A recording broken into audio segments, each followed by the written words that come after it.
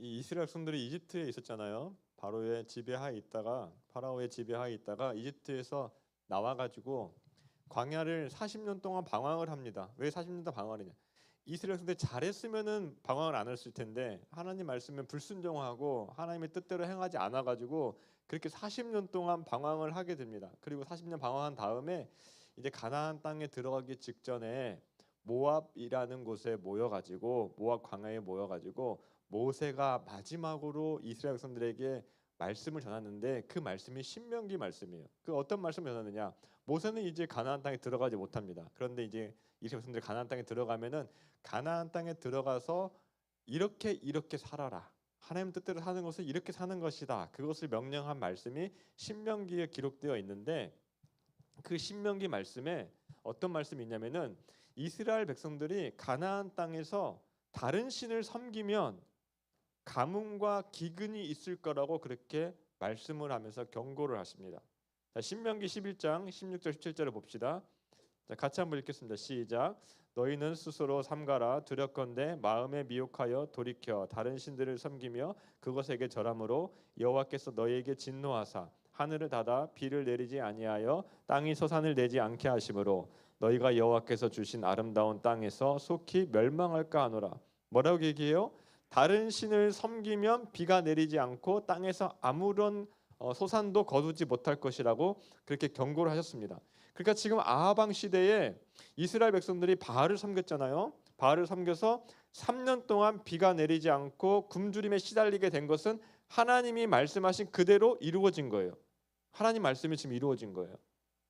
자, 이렇게 이스라엘 백성들이 우상을 섬긴 것 결과 가뭄과 기근이 왔는데 그럴 때 이 백성들이 어떻게 해야 됩니까? 어떻게 해야 돼요? 회개해야 됩니다. 회개하고 하나님께 돌아오면 하나님께서 이스라엘 백성들의 죄를 용서해 주시고 회복시켜 주십니다. 그 약속도 이미 하나님께서 말씀을 하셨어요. 역대하 7장 13절과 14절을 보니까 솔로몬이 성전을 향해서 기도할 때 하나님께서 이렇게 약속을 하십니다. 다 같이 한번 읽겠습니다. 시작. 혹 내가 하늘을 닫고 비를 내리지 아니하거나 혹 맥두기들에게 토산을 먹게 하거나 혹 전염병이 내 백성 가운데 유행하게 할 때 내 힘으로 일컫는 내 백성이 그들의 악한 길에서 떠나 스스로 낮추고 기도하여 내 얼굴을 찾으면 내가 하늘에서 듣고 그들의 죄를 사하고 그들의 땅을 고치리라 말씀하세요. 그러니까 이스라엘 백성들이 3년의 기근 동안에 하나님께 죄를 회개하고 하나님 저희가 잘못했습니다. 바알을 다 버리고 하나님께 돌아오면 어떻게 돼요? 하나님께서 다시 회복시켜 주신다고 약속을 해주셨어요. 그러니까 하나님이 우상을 섬기는 이스라엘 백성들에게 가뭄과 기근을 내리신 것은 멸망시키려고 그렇게 하신 것이 아니에요. 이스라엘 백성들이 자기의 잘못을 깨닫고 잘못을 돌이키고 돌아오도록 그렇게 하신 겁니다. 이스라엘 백성들이 여전히 사랑하시기 때문에 기회를 주고 계신 거예요. 자, 이스라엘과 하나님은 특별한 관계입니다. 특별한 언약 관계예요. 하나님은 이스라엘 백성들의 하나님이시고 이스라엘은 하나님의 백성이에요. 그 언약 관계 속에서 하나님께서 이스라엘 백성들이 우상을 섬길 때 그냥 지나가지 않으시는 거예요. 그냥 내버려 두시지 않으시는 거예요. 언약을 어긴 백성들, 우상을 섬기는 백성들이 다시 하나님께 돌아오도록 기회를 주시는데 그게 뭡니까? 하나님의 징계예요. 아합의 시대에는 뭐로 나타난 거예요? 가뭄과 기근으로 나타나는 거예요. 그런데 이스라엘 백성들이 3년 동안 가뭄과 기근이 있었음에도 불구하고 끝까지 회개하지 않습니다. 빨리 회개했으면은 비가 내리고 먹을 것을 다시 공급받을 수 있었는데 3년 동안 하나님이 기회를 주시고 시간을 주셨음에도 불구하고 그럼에도 여전히 회개하지 않았다는 거예요. 이스라엘 백성들의 마음이 얼마나 완고한지 3년의 가뭄과 기근이란 고통 속에 있으면서도 하나님께 회개하지 않고 돌아오지 않은 겁니다. 자, 이스라엘이 3년 동안 회개하지 않으니까 결국 하나님께서 어떻게 하세요? 엘리야를 다시 보내세요. 아합 왕에게. 여기서도 이스라엘을 향한 하나님의 포기하지 않는 사랑을 발견할 수가 있는데 여러분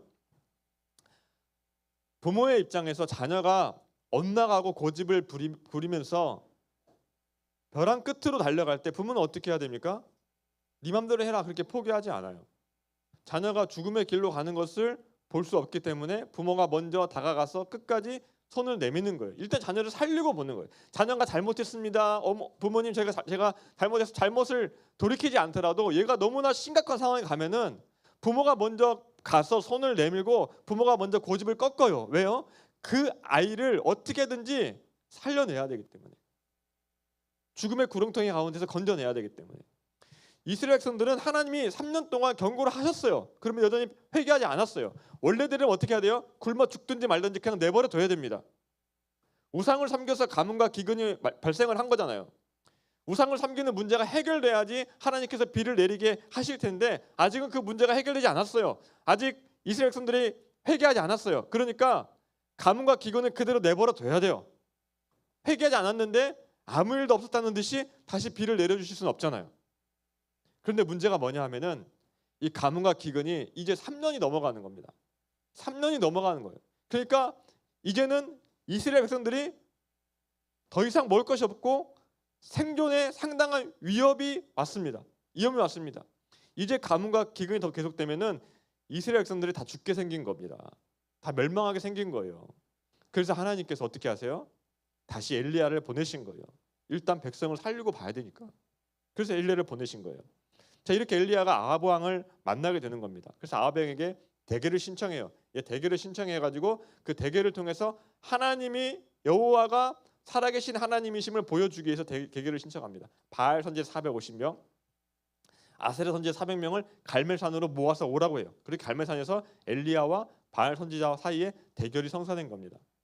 자, 그런데 이 바알 선지자하고 엘리야하고 대결한다고 하니까 자, 이스라엘 백성들이 어떻게 했겠어요? 구경하러 왔습니다.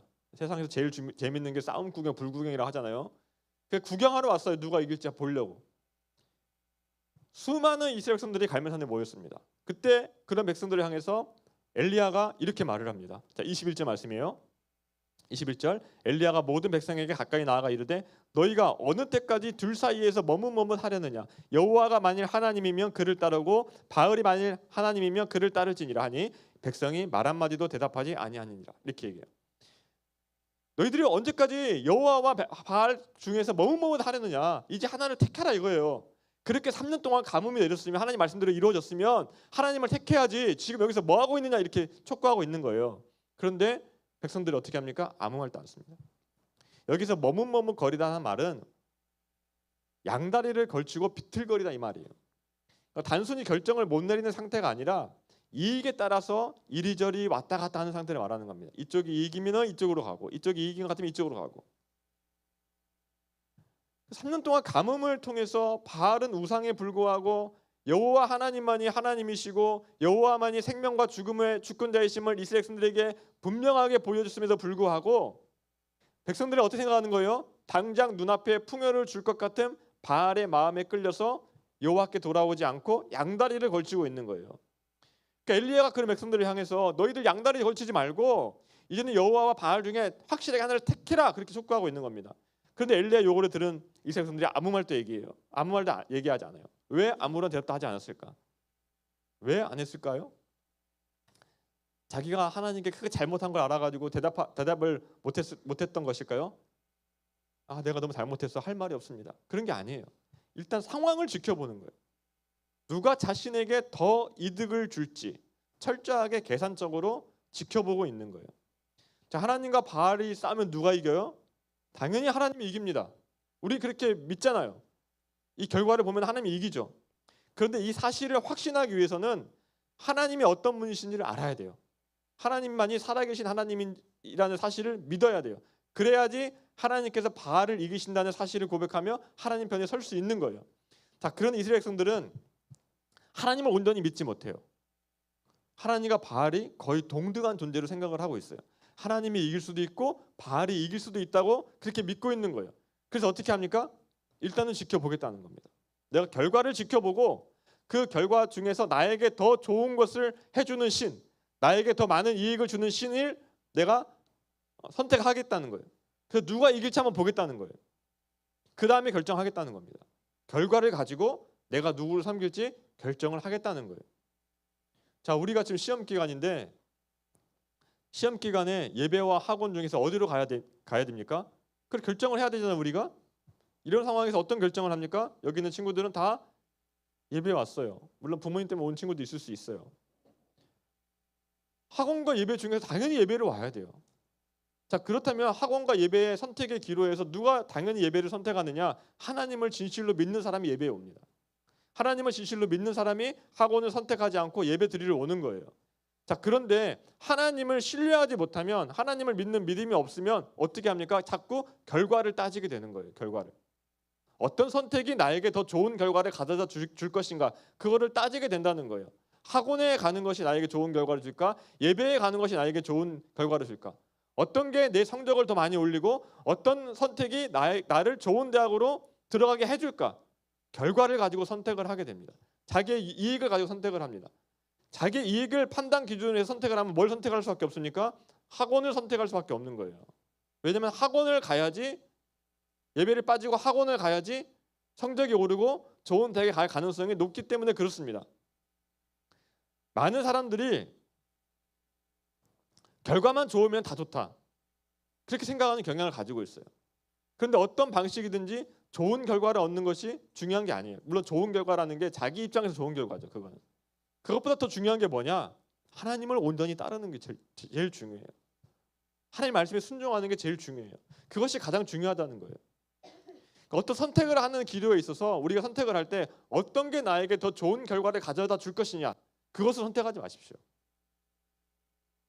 어떤 게 나에게 더 유익인가, 그걸 선택하지 마세요. 무엇이 하나님 마음에 합한 것인가, 무엇이 하나님의 뜻을 따르는 것인가, 무엇이 하나님을 기쁘시게 하는 것인가, 그것을 기준으로 선택을 해야 됩니다. 하나님의 뜻을 따르면 좋은 결과가 나오지 않을 수 있어요. 당장에는. 하나님의 뜻을 따르면 학원에 가지 않고 예배에 나오면 내가 원하는 만큼의 성적을 얻지 못할 수도 있습니다. 약간의 공부하는 데 있어서 손해를 볼 수도 있습니다. 그래도 하나님을 따르는 쪽을 선택하길 바랍니다. 결국에는 하나님께서 가장 좋은 길로 인도하세요.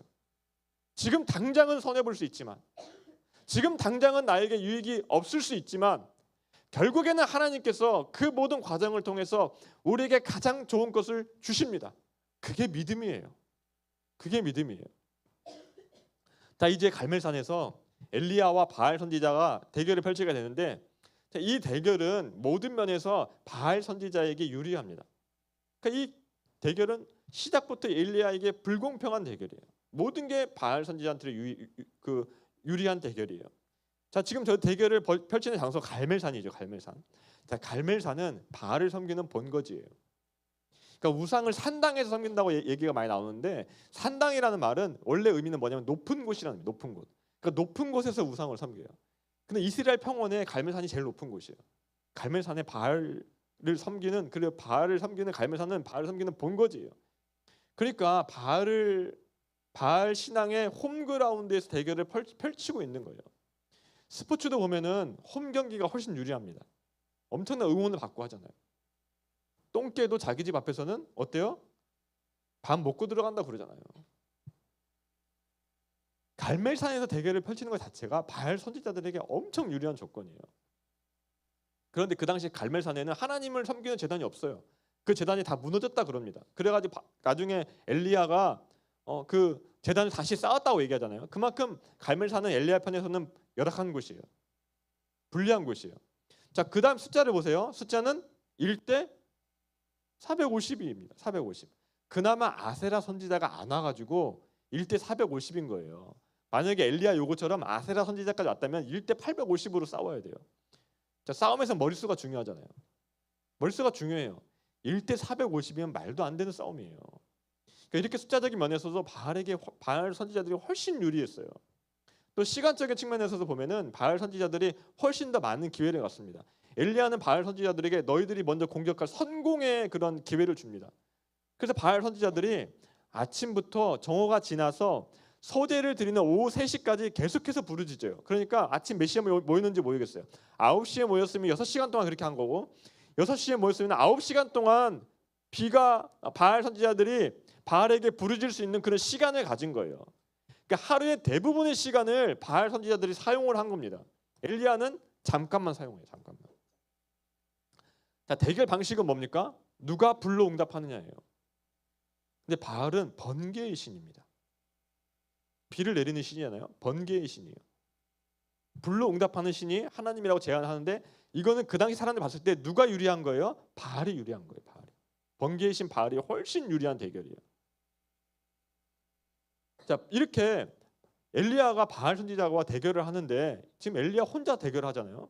그런데 바알 선지자들에게 엄청난 유리한 조건들을 다 제시해요. 너희들이 하고 싶은 거 다 해라. 유리한 조건들 다 주겠다. 그렇게 할 수 있는 이유가 뭘까요? 그렇게 할 수 있었던 이유는 바알은 사람이 만들어낸 허상에 불과하기 때문에 그래요. 바알은 허상에 불과하고 여호와 하나님만이 참 하나님이신 것을 확신했기 때문에 그런 조건들 다 주는 거예요.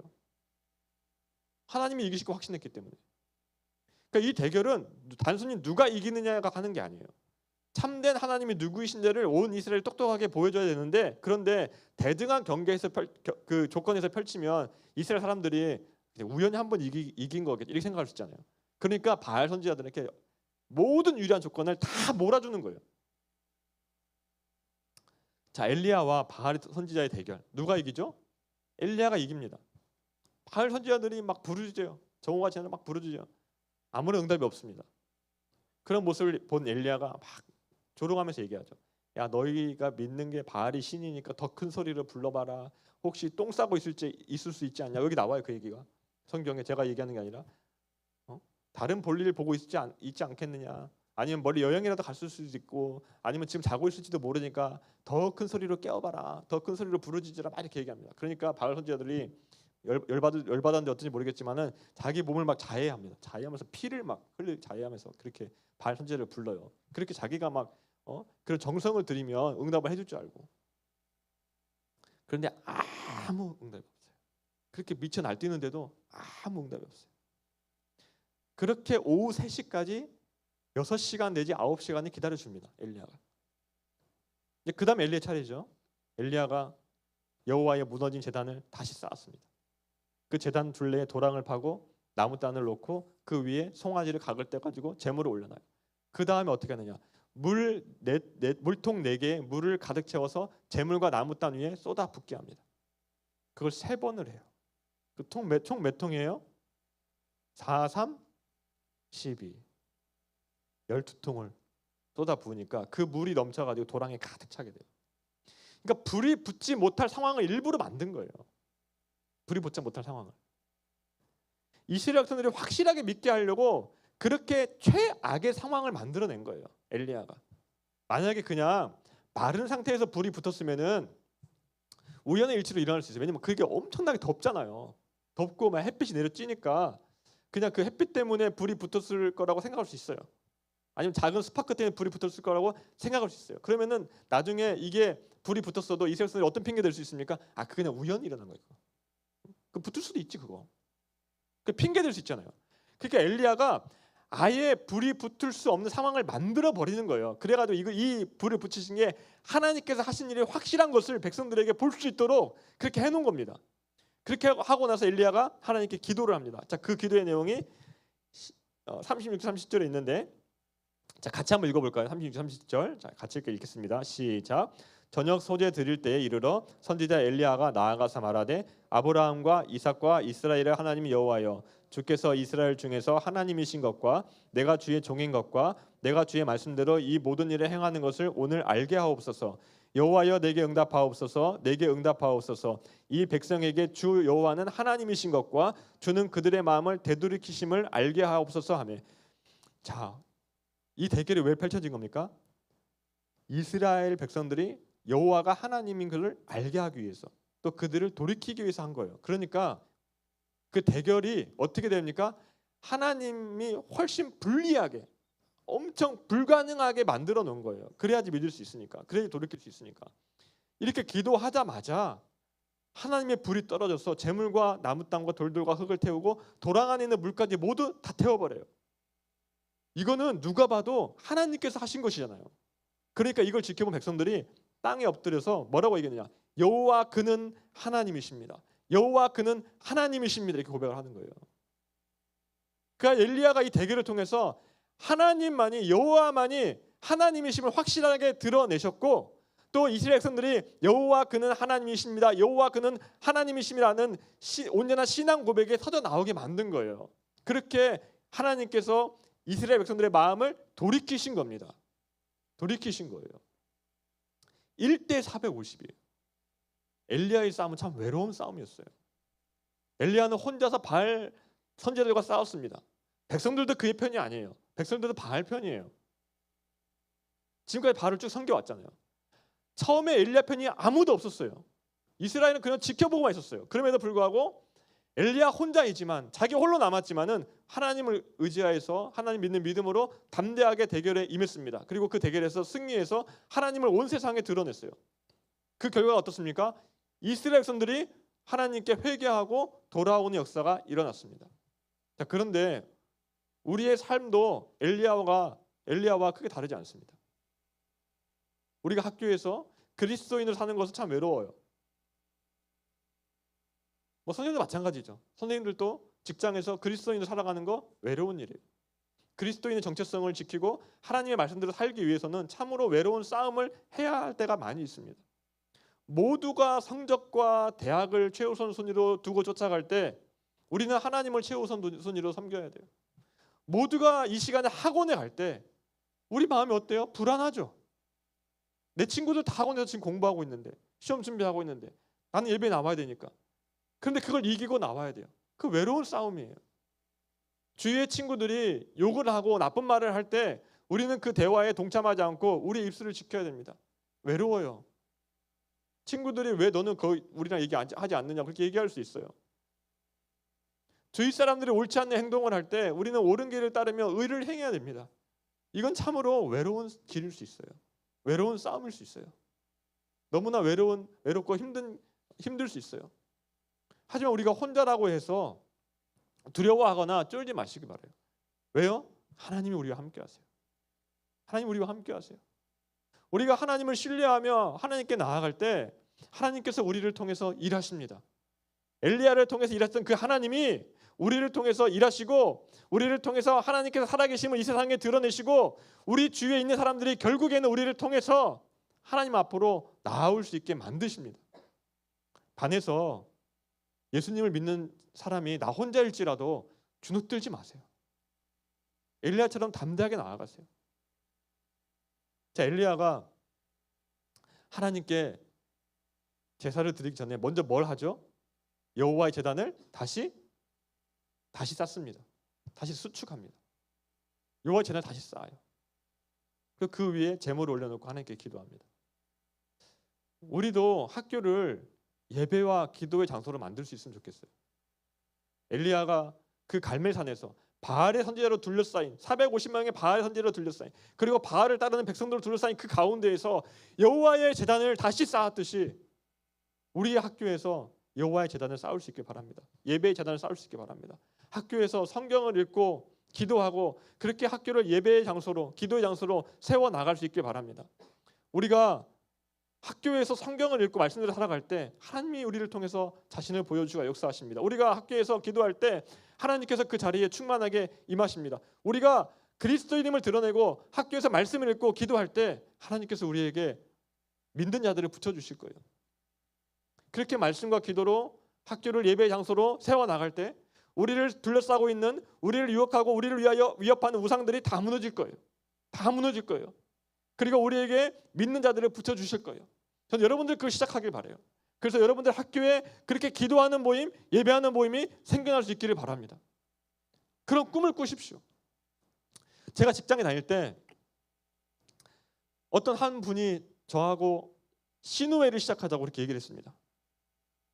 그래가지고 이제 그 주위에 있는 목사님 한 분을 모셔다 놓고 예배를 드려야 되는데 그런데 그 신우회 모임 자리에 가면은 저밖에 없는 거예요. 같이 하겠다고 하는 분이 안 와요.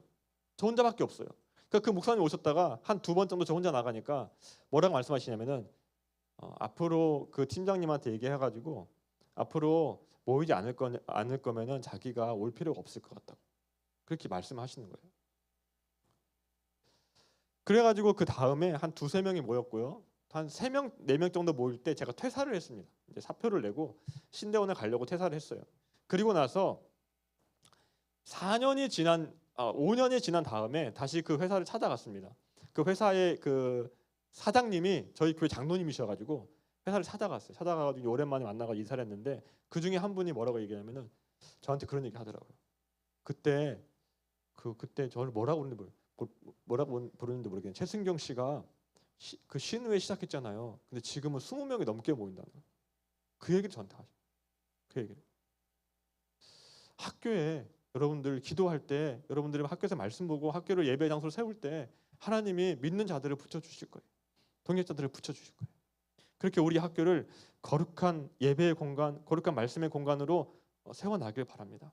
이를 통해서 우리 학교와 우리 학원에 하나님의 살아계심을 증명하고 하나님의 역사를 이루어 나가는 엘리야와 같은 사람들이 다 되기를 주님의 이름으로 축복합니다.